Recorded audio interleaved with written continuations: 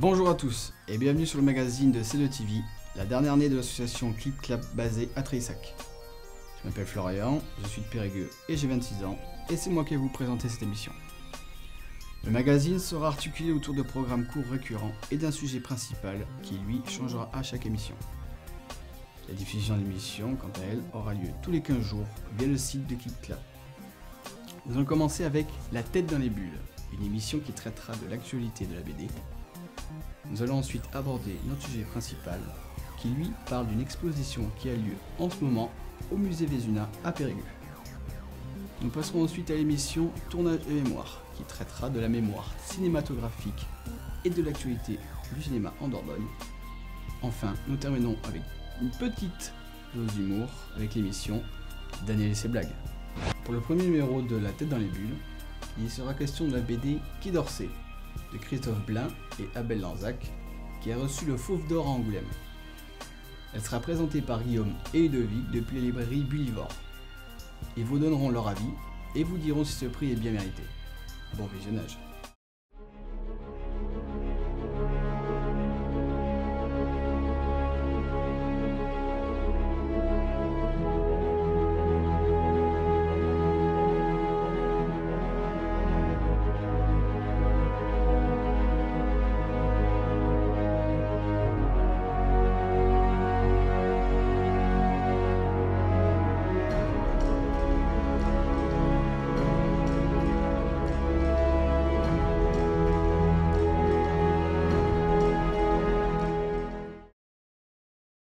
Bonjour et bienvenue dans le premier numéro de La tête dans les bulles. La tête dans les bulles, c'est une nouvelle émission où l'on vous présentera les coups de cœur, les coups de gueule et l'actualité de la bande dessinée.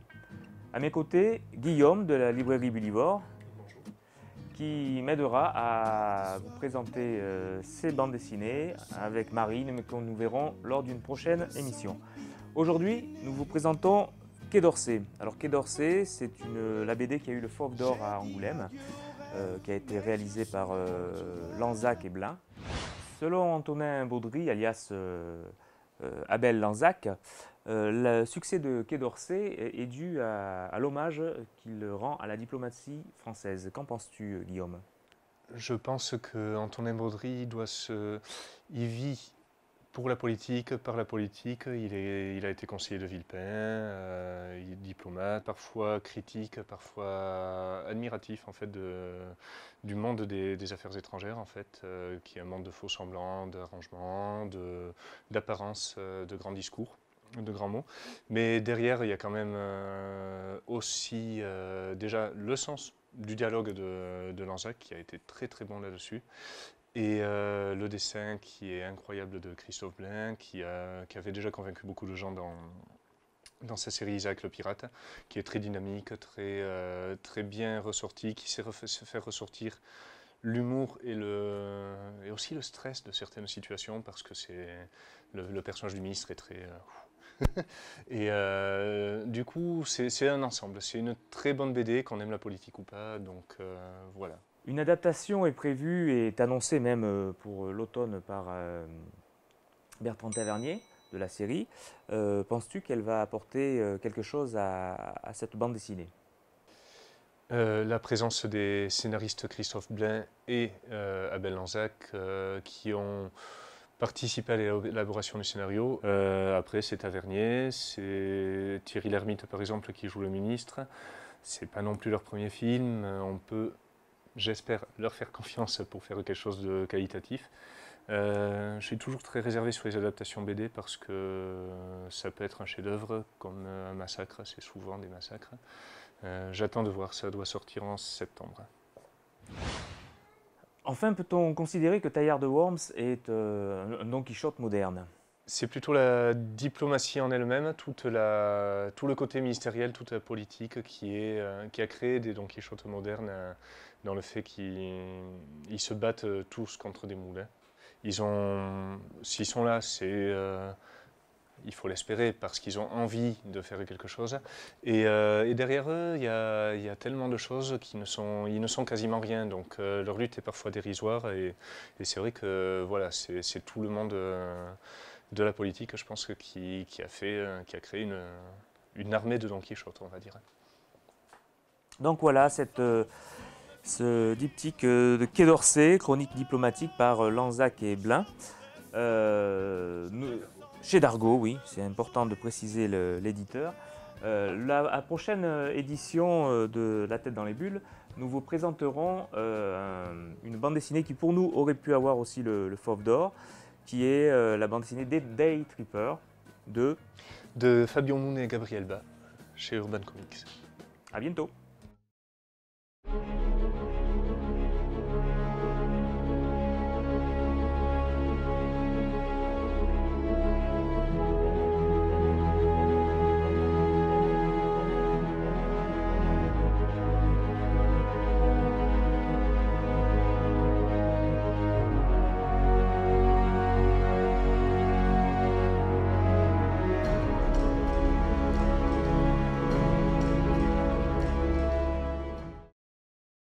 Pour notre sujet principal, nous sommes allés au musée Vezuna à Périgueux, qui organise en ce moment même une exposition temporaire qui a pour nom Héros et mythos, qui nous parlera du lien qui peut exister entre la mythologie gréco-romaine et les super-héros des comics.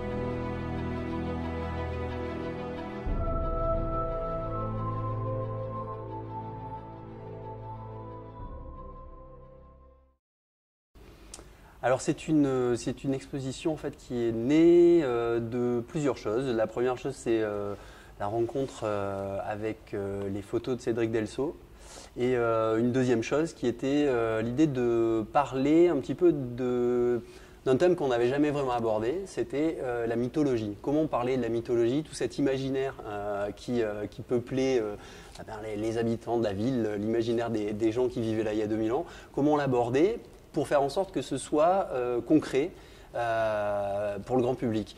Et quand on a fait la connexion entre ces images de Cédric Delceau et cette thématique, on s'est dit, mais voilà, on est dans les mêmes thématiques. Donc, pour pouvoir aborder la mythologie pour les scolaires qui viennent nous voir, pour le grand public, eh bien, la bonne entrée, c'est d'entrer par l'imaginaire d'aujourd'hui.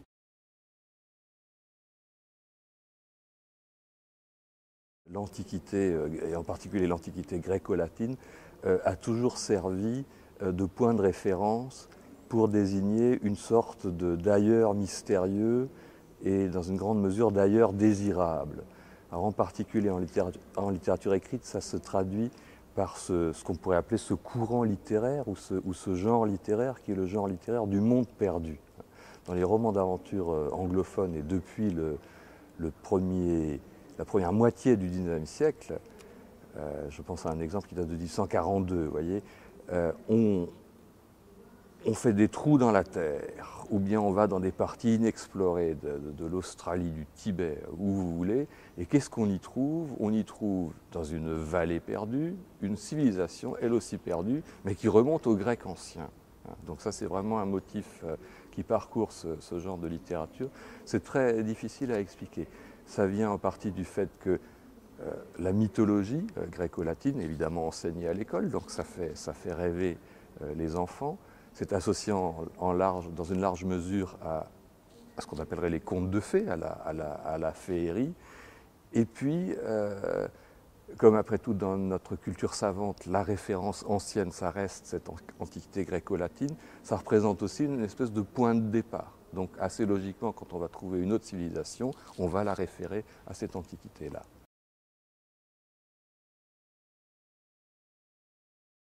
Alors là, il faut expliquer pourquoi les comics sont je vais employer un mot inutilement savant, pourquoi les comics sont mythogènes? Pourquoi est-ce que les comics, à partir des années 1940, mettent en scène des super-héros, c'est-à-dire des personnages qui sont, sinon surnaturels, du moins doués de pouvoirs qui excèdent largement les normes humaines ou les capacités humaines. En fait, le genre lui-même des comics, donc on sait ce que c'est, hein, ce sont des fascicules imprimés tout en couleur sur du papier journal, qui font au début 64 pages et après 32, qui sont vendus très peu cher et qui sont destinés essentiellement à un public enfantin. Ces formes de bande dessinée très très modestes sont réalisées de façon également très très modeste, c'est-à-dire les histoires sont généralement brèves, il y a le plus d'histoires possible dans un fascicule parce qu'il faut que le petit lecteur ou la petite lectrice en ait pour son argent, le dessin est assez fruste et les histoires qui sont racontées sont elles-mêmes assez élémentaires. Par contre, vous avez évidemment toute la magie du dessin et toutes les possibilités du dessin qui sont infinies puisque en dessin, vous pouvez tout faire, il suffit de dessiner, il suffit d'avoir un papier et du crayon. Si vous mettez tout ça ensemble, vous trouvez qu'effectivement, on va, et donc dès les années 40, raconter des histoires de héros. Jamais le mot de héros n'aurait été mieux employé, parce que ces héros sont bien des héros au sens de l'Antiquité gréco-latine, quand ce ne sont pas des demi-dieux.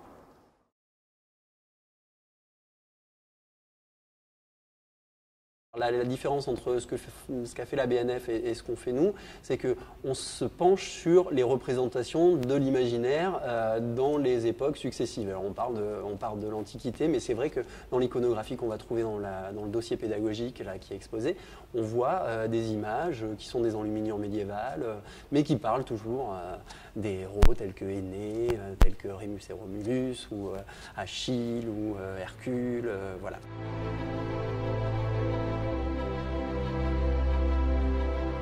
Alors,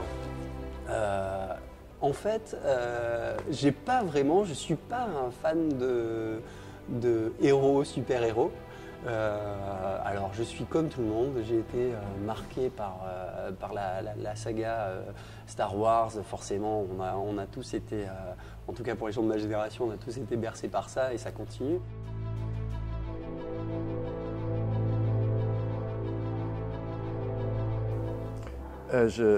J'avoue une tendresse pour cette super-héroïne des années 1940, dans les aventures paraissent toujours, qui s'appelle Wonder Woman.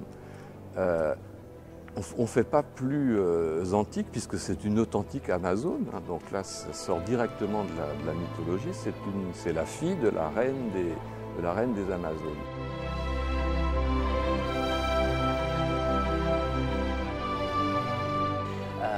Mais je ne suis pas un grand fan Je me suis vraiment penché en fait pour l'expo là. Donc j'ai découvert plein de choses, notamment des choses qui, par exemple, le fait que Mercure, un dieu antique, complètement antique, c'est Flash. Flash, les premiers Flash, quand on voit la BD et quand on voit une statue du dieu, on se dit mais tiens, ils se sont pas embêtés quoi. Et du coup, l'univers Marvel ou DC Comics, tous ces univers-là, maintenant ça me parle beaucoup plus, je les regarde d'un autre œil. Et ce qui est intéressant dans les aventures de Wonder Woman, c'est que c'était destiné à un public de petites filles. Alors que naturellement, les comics de super-héros, ça fait plutôt fantasmer les petits garçons, puisque ça montre des personnages qui sont des gros baraqués. Et là, non, c'est destiné aux filles. Wonder Woman est d'ailleurs un modèle de décorum, c'est pas seulement quelqu'un de très fort et de très habile, c'est aussi un modèle de beauté physique et de sagesse. Et se pose un intéressant problème en ce qui concerne la teneur même des récits, parce que comme c'est destiné à des petites filles, on peut difficilement montrer des combats violents avec des personnages qui se donnent des grands coups dans la figure. Et le scénariste et le dessinateur de cette série ont décidé de tricher un peu, et en fait Wonder Woman n'assomme pas ses adversaires, elle les ligote avec son lasso magique. Et une fois qu'ils sont pris dans le lasso magique, ils sont obligés d'obéir. Donc on retrouve un univers féminin finalement, parce que après tout c'est comme ça que les femmes, je pense aux mères en particulier, aux mères de famille, se font obéir hein, en élevant la voix et en grondant leurs enfants. Et du coup, ce qui dans un une série pour garçons serait représentée par des combats ou des bagarres, passe entièrement par l'idée de la contrainte physique du lien qui contraint, si vous voulez. Et inversement, Wonder Woman, quand elle tombe aux mains de ses adversaires, qui sont invariablement des femmes, se fait toujours ligoter. C'est l'impuissance physique qui manifeste le fait qu'on a perdu la bataille.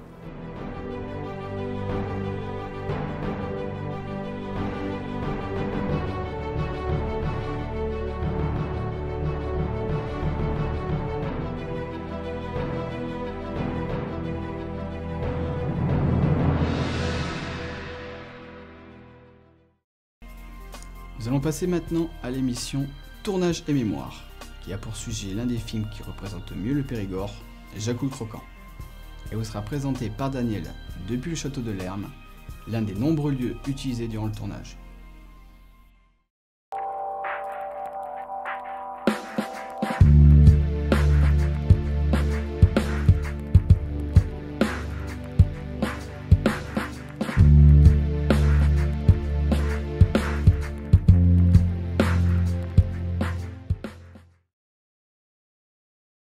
Bonjour et bienvenue dans cette émission dont le thème est la mémoire cinématographique en Périgord ainsi que son actualité.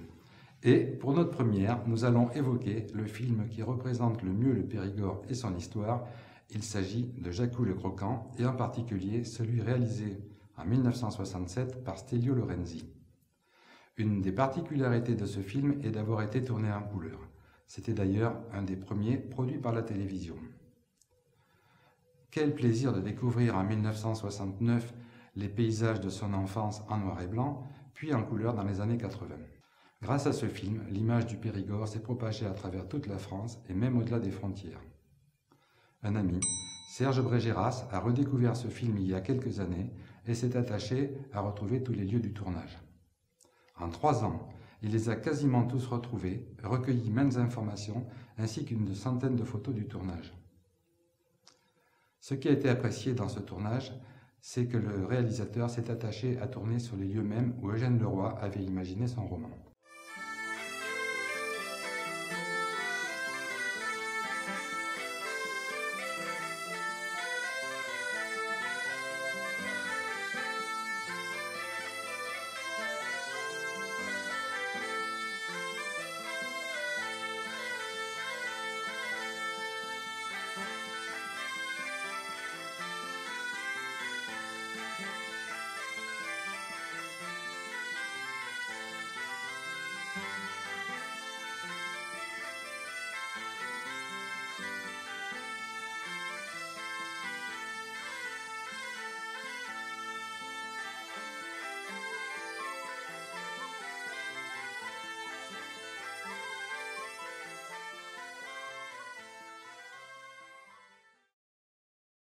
Le tournage a duré 6 mois en 1967.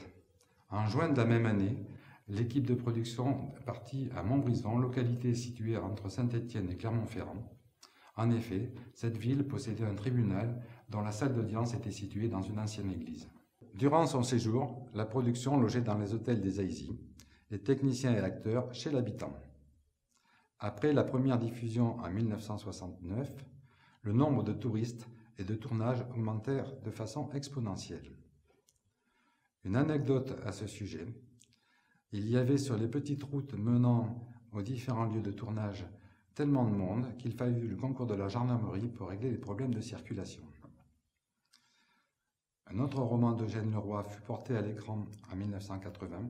Il s'agit de L'ennemi de la mort, dont nous reparlerons dans une prochaine émission.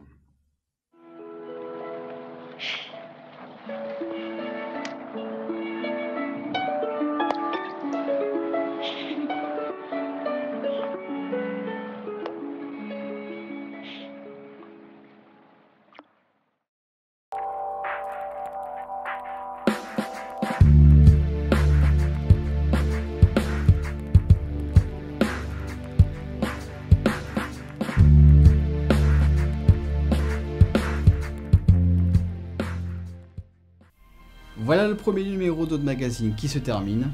J'espère que vous avez passé un agréable moment. Je vous laisse avec Daniel et ses blagues, et en ce qui me concerne, je vous dis au revoir et à bientôt.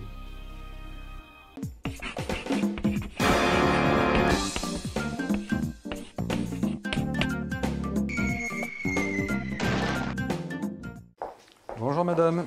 Bonjour. De l'arsenic, je vous prie. Que comptez-vous en faire? Je compte assassiner mon mari. Quoi? Mais vous plaisantez, jamais je ne vendrai un produit pour commettre un meurtre. Ah, c'est votre mari et ma femme. C'est différent.